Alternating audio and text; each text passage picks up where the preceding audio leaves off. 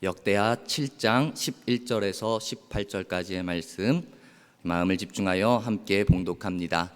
솔로몬이 여호와의 전과 왕궁 건축을 마치고 솔로몬의 심중에 여호와의 전과 자기의 궁궐에 그가 이루고자 한 것을 다 형통하게 이루니라.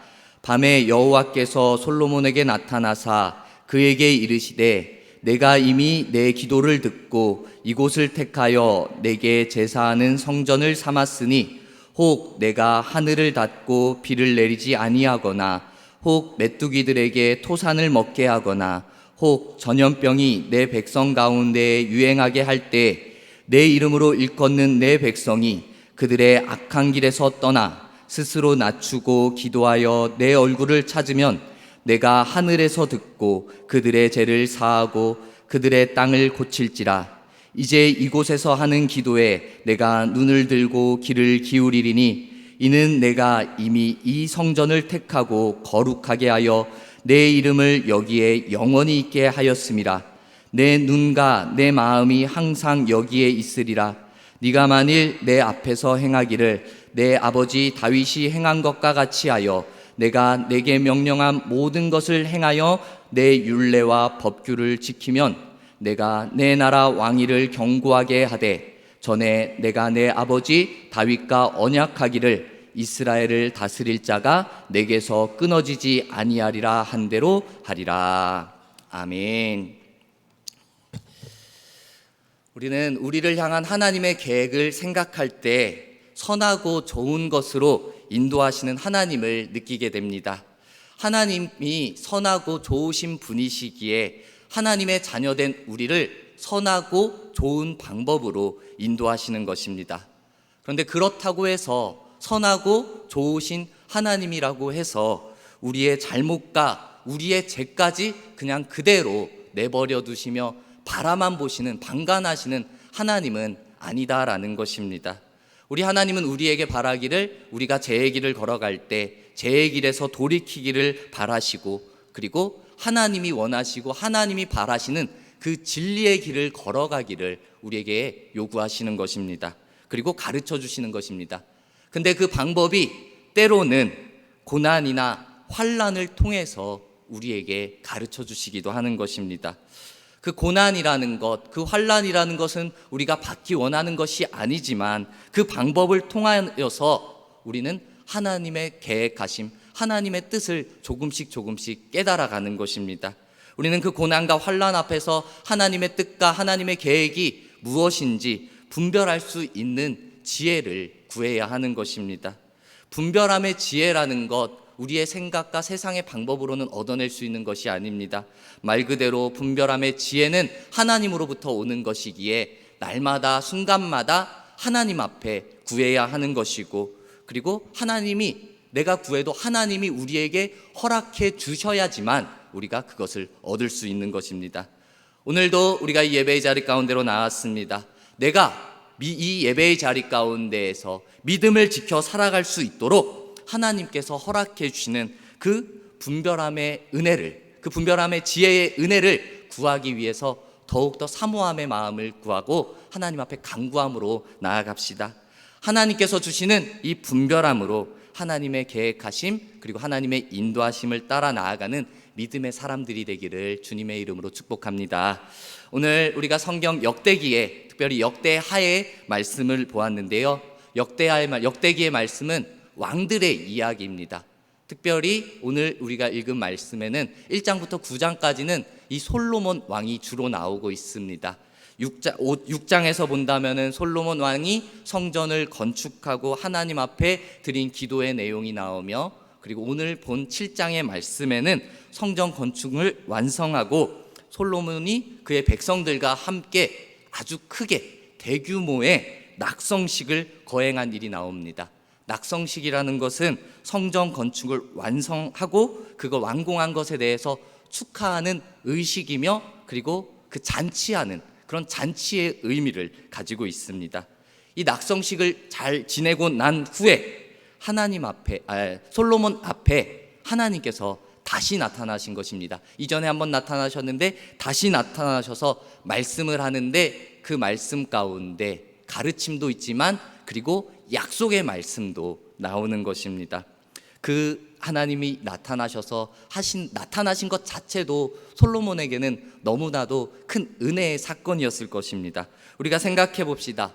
하나님께서 친히, 눈에 보이지 않는 하나님이신데 친히 그 하나님께서 내 앞에 나타났다면은, 대면한다고 한다면은 그것 자체로 얼마나 큰 은혜가 되는 것이겠습니까?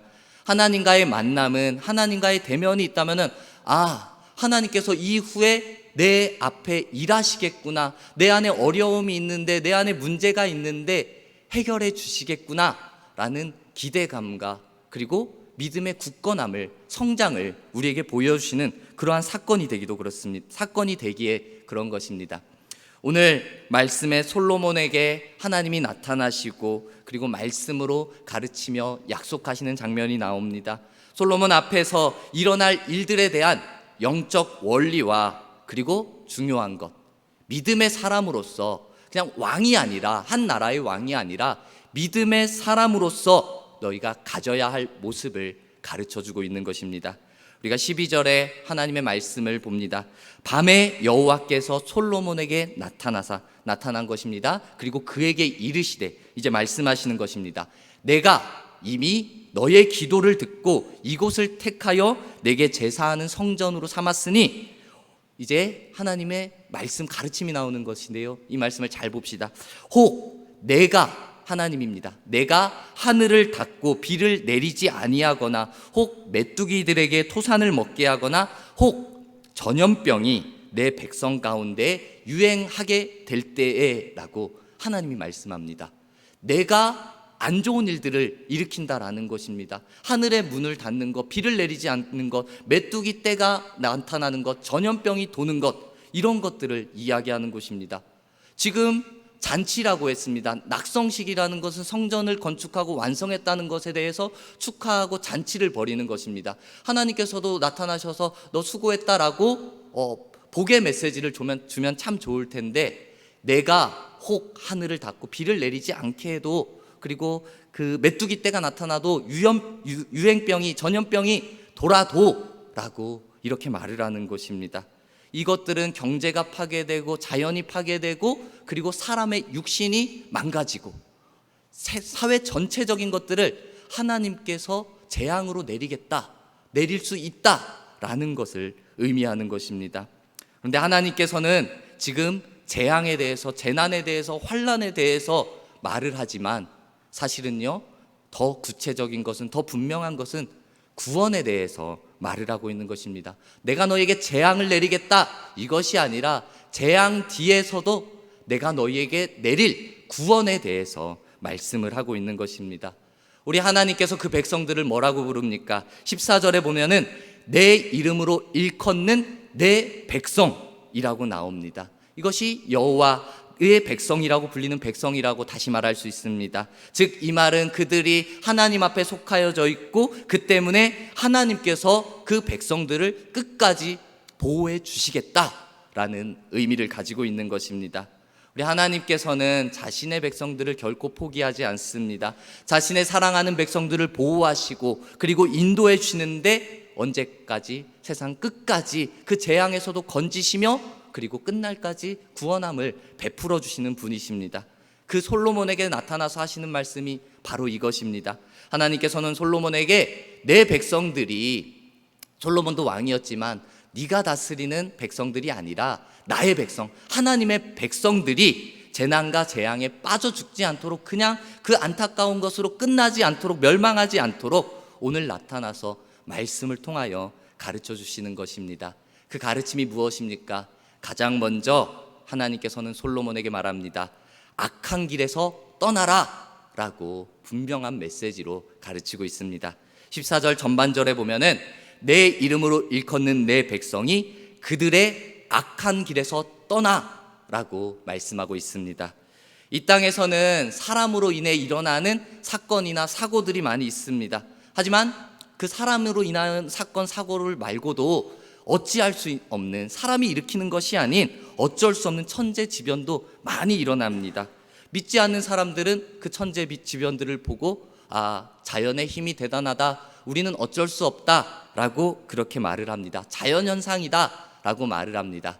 그런데 성경에서는요, 그런 재난과 재앙에 대해서 하나님의 경고의 메시지가 있다라고 가르치고 있습니다. 지금 솔로몬 앞에 나타나신 하나님께서 그들에게 들려주신 오늘의 말씀도 바로 이러한 것들을 가르치고 있는 것입니다. 즉, 하나님께서는 누구에게 어떠한 상황에 재난이 있을 때 무엇이냐, 어떻게 하라고 하느냐? 악에서 떠나라 라고 말씀하는 것입니다. 물론 모든 재난의 원인이 그때마다 성경에 기록되어져 있지는 않습니다. 드러나지는 않습니다. 하지만 하나님은 우리의 삶 속에 어떠한 재난과 경고의 메시지가 있을 때 내 안에 있는 제 모습을 지켜보고 계시다라는 것입니다. 하나님이 그냥 나를 치시는데 내 안에 제 모습을 보시면서 돌이키기를 경고하는 그 메시지를 보여주시는 것입니다. 우리 19절 22절에도 본다면은 율례와 명령을 버리고 다른 신들을 경배하면 이 모든 재앙을 그들에게 내리겠다라고 말합니다. 오늘 여기서 말하는 것은 다른 신들을 섬기는 것이 악한 길이라고 말을 하는 것입니다. 여기에서는 다른 신 따르는 것, 이것이 우상숭배이며 내가 원하지 않는 것, 악한 길이라고 분명한 메시지를 주는 것입니다. 우리 여러분, 우리 스스로가 한번 돌아보며 생각해 봅시다. 내가 지금 하나님의 길을 제대로 올바로 걸어가고 있는가? 그 모습을 돌아봅시다. 재난이 닥쳤을 때, 내게 힘든 고난과 환난이 올 때, 내게 왜 이런 재난이 올까? 내게 왜 이런 환난이 왔을까? 라고 생각하면서 지금 내가 걸어가는 길이 하나님이 원하시지 않는 악한 길을 걸어가고 있지는 않은가 돌아보아야 할 것입니다. 우리 악한 길은 하나님이 없으면 그 하나님이 계신데 하나님보다 그 다른 어떠한 것이 앞서 있는 것입니다. 그것이 더 중심이 되는 것입니다. 악한 길이라는 것이 정말 내가 사람들이 보기에 악하게 여겨지는 어떠한 악한 행동, 도덕적인 것, 그러한 것을 의미하는 것이 아니라 내 마음 가운데, 내 걸어가는 길 가운데 하나님을 의지하는 것이 아니라 하나님보다 앞서고 하나님보다 중요하게 생각하는 것, 그것이 악한 길, 악한 것이다 라는 것입니다. 우리 여러분, 지금 내가 악한 길을 걸어갈 수도 있습니다. 지금 내 안에 악한 것이 남아있을 수도 있습니다. 우리는 그렇기 때문에 우리의 모습을 때마다 점검을 해야 되고 악한 것을 버릴 수 있도록 노력하고 기도해야 되고, 그리고 그 악한 길에서 돌이킬 수 있도록 하나님 앞에 믿음 구함이 필요한 것입니다. 우리 잘 생각합시다. 악한 길에서 돌이키는 가장 확실한 방법은 우리 오직 하나님만을 의지하는 것입니다. 하나님만을 의지하고 고백함으로 다른 악한 것이 우리 속에 이미 들어오지 못하도록 하나님의 도우심을 구하는 것입니다. 재난이라는 것은 여러 모양으로 옵니다. 우리 건강을 공격할 수도 있습니다. 우리 물질을 공격할 수 있습니다. 사람으로, 관계적인 것으로 우리를 공격해 올 수 있습니다. 여러 모양으로 환난과 재난과 고난이 우리에게 닥칠 수 있습니다. 근데 그때마다 우리가 그 여러 모양의 방법을 대처하고 이겨나갈 수 있는 능력이 있습니까? 때마다 그렇게 할 수가 없는 것입니다. 우리에겐 그러한 지혜도 부족할 뿐 아니라 능력도 부족한 것입니다. 되지가 않는 것입니다. 우리는 어떻게 해야겠습니까?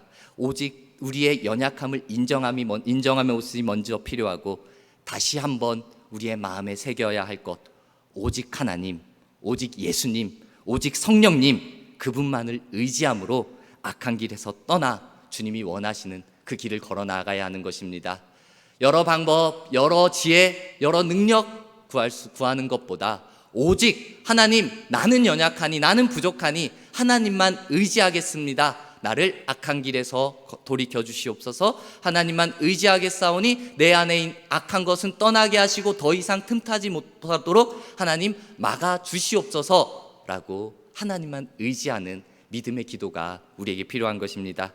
우리 모두가 정말 악한 길에서 떠나 주님이 원하시는 그 길을 걸어갈 수 있도록 더욱더 한 걸음 한 걸음 주님과 동행하는 우리 모두가 되길 소망합니다. 또한 하나님께서는 솔로몬에게 다시 한번 말합니다. 스스로 겸손하라 라고 말을 하고 있습니다. 이어서 봅니다. 14절 전반절, 내 이름으로 일컫는 내 백성이 그들의 악한 길에서 떠나 스스로 낮추고, 그렇습니다. 하나님께서는 솔로몬에게 스스로 낮추라고 말씀하고 있습니다. 지금 사람들은 그렇습니다. 스스로 그 자리가 높아질수록 무엇인가 대단한 일을 행할수록 우리의 마음은 어떻습니까? 교만한 마음이 당연히 들어가는 것입니다. 솔로몬이 왕이 되었습니다. 왕이 된 것만으로도 그 마음에 교만함이 생길 수 있습니다.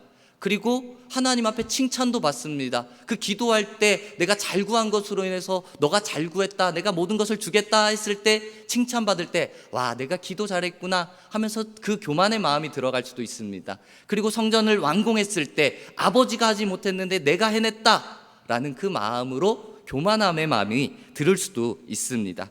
사람의 마음이라는 것이, 이렇게 교만이라는 것이 때마다 찾아오는데 환경에 의하여서는 더욱더 강하게 나타날 수 있는 것입니다.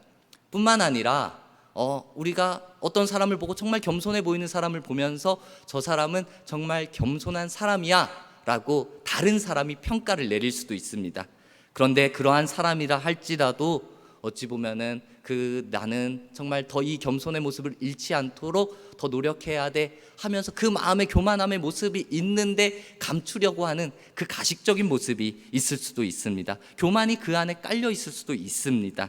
교만이라는 것은 상황에 따라서, 사람에 따라서 드러나고 나타나는 것일 수 있지만 어찌 보면 사람의 본능이기도 한 것입니다. 그런데 분명한 것은요, 이 교만이라는 것은 긍정적인 것이 아닙니다. 성경에서 교만은 패망의 선봉이라고 분명히 우리에게 가르치고 있는 것입니다. 하나님이 싫어하시는 것입니다. 그렇기 때문에 하나님이 원하시는 것이 아니기 때문에, 싫어하시는 것이기 때문에 다시 한번 솔로몬에게 스스로 낮춰라, 겸손해라, 너는 교만하지 말아라 라고 가르쳐 주시는 것입니다. 우리 여러분 잘 생각합시다. 이 교만이라는 마음을 우리가 스스로 가지면 안 되는 것입니다. 오히려 하나님의 가르침대로 겸손할 수 있도록 더욱더 노력해야 하는 것입니다. 우리 하나님께서 내리시는 재난을 다시 한번 생각하며 그 고통을 통하여, 그 재난을 통하여서 때로는 우리 하나님께서 그 재난을 주지만, 고난을 주지만, 환난을 주지만 그것을 통하여서 우리의 교만함을 꺾어버리기도 하는 것을 우리는 생각할 수 있습니다. 하나님이 주신 고통이나 재난을 통하여서 그 마음을 무너뜨리는 것입니다. 어떠한 악한 사람이 있습니다. 어떠한 교만한 사람이 있습니다. 근데 그 사람이 이 재난, 고난을 통하여서, 역경을 통하여서 이제 완전히 고꾸라지는 것입니다. 그러면서 나는 할 수 없구나, 나는 연약한 사람이었구나, 나는 악한 사람이었구나, 나는 교만한 사람이었구나 라는 것을 인정하게 되어지는 것입니다. 하나님께서 원하시는 겸손의 마음이 우리 안에 있어야 하는 것입니다. 하나님이 우리를 치시기 전에, 우리에게 벌하지기 전에, 징계를 주기 전에 우리는 스스로 낮추고 하나님 앞에 그 하나님을 높여드리는 이 겸손의 모습이 먼저 필요한 것입니다. 우리 하나님께서 그러한 겸손의 태도를, 스스로를 낮추는 태도를 우리에게 원하고 계십니다. 우리 하나님 앞에 겸손한 모습으로 우리의 마음을 드리며 나아갑시다. 하나님께서 솔로몬을 향하여 최고의 겸손의 모습을 가르쳐 주십니다. 그것이 무엇입니까? 오늘 기도하여 하나님의 얼굴을 찾으라 라고 기도의 모습, 겸손한 기도의 모습을 가르쳐 주는 것입니다. 14절 이어지는 말씀을 끝까지 봅니다. 내 이름으로 일컫는 내 백성이 그들의 악한 길에서 떠나 스스로 낮추고, 그 다음입니다, 기도하여 내 얼굴을 찾으면 이라고 가르치고 있습니다. 이 말씀이 우리가 가져야 할 가장 중요한 모습인 것입니다. 하나님의 얼굴을 찾으라는 것, 하나님을 부르고 하나님을 만나라는 말씀입니다. 이 기도하라는 말씀입니다. 하나님을 만난다라는 이 사실 자체가 우리의 모든 문제 앞에, 우리를 괴롭히는 재난과 그 고난과 환난 앞에 해답, 해결, 방법이 되어지는 것입니다. 우리에게 어떠한 상황이 있을 때 우리의 마음으로, 우리는 마음으로 하나님 앞에 모든 것을 맡겨드리고 하나님을 찾고 하나님 앞에 기도해야 하는 것입니다. 성경에서는 너희는 금식하며 울며 애통하며 마음을 다하여 내게로 돌아오라 라고 이 말씀하신 것처럼 우리는 하나님을 찾아야 되는 것입니다. 하나님 앞에 슬피 울며 금식하며 그 기도하는 모습으로 하나님 앞에 나아가야 하는 것입니다. 우리는 이미 이 자리에서 예배하는 우리는 하나님의 은혜를 입은 믿음의 사람들입니다. 하나님의 자녀들입니다. 하나님의 백성들입니다. 하지만 우리의 모습을 때마다 돌아본다면 우리는 은혜 받은 자이지만 연약함을 가지고 있는 자입니다. 죄에 빠져 살아가는 그러한 존재입니다. 악한 길을 걸어갈 수도 있습니다. 겸손하라 말했지만 그 겸손함의 모습을 잃어버리고 교만함의 모습을 가질 수도 있습니다.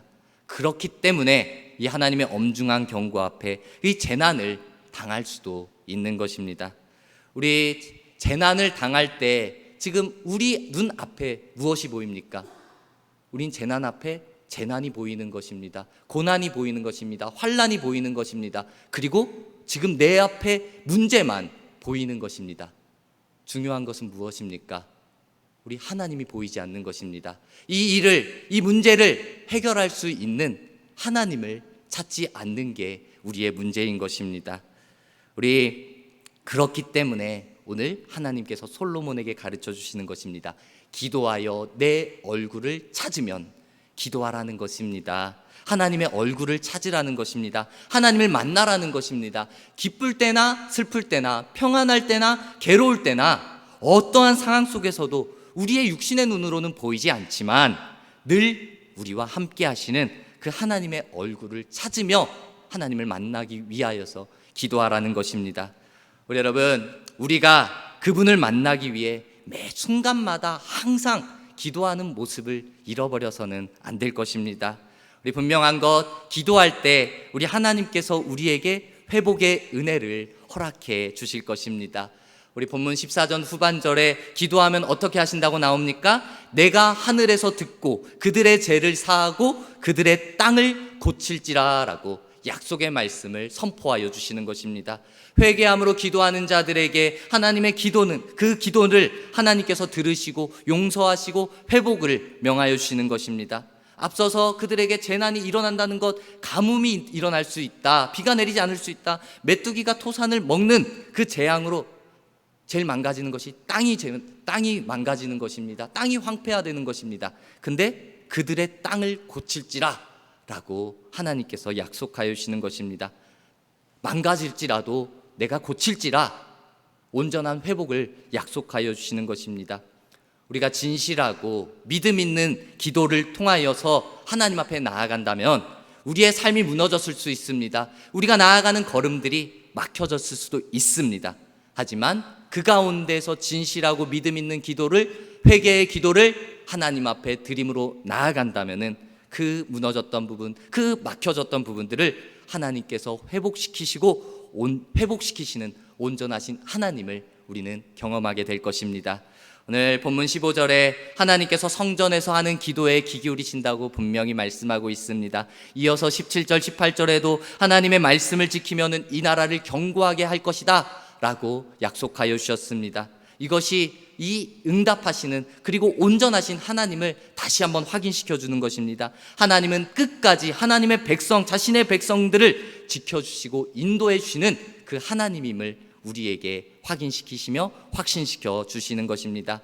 오늘 우리의 말씀을 잘 생각합시다. 이 말씀을 먼저 본다면 성전을 완공하고 하나님 앞에 드린 솔로몬에게 하나님께서 나타나셔서 하신 말씀인데, 이 말씀 앞에 그냥 수고했다, 잘했다, 내가 너에게 칭찬하면서 내가 너에게 복을 주겠다 라고 했으면 참 좋을 텐데, 이 복에 대해서만 말하는 것이 아닙니다.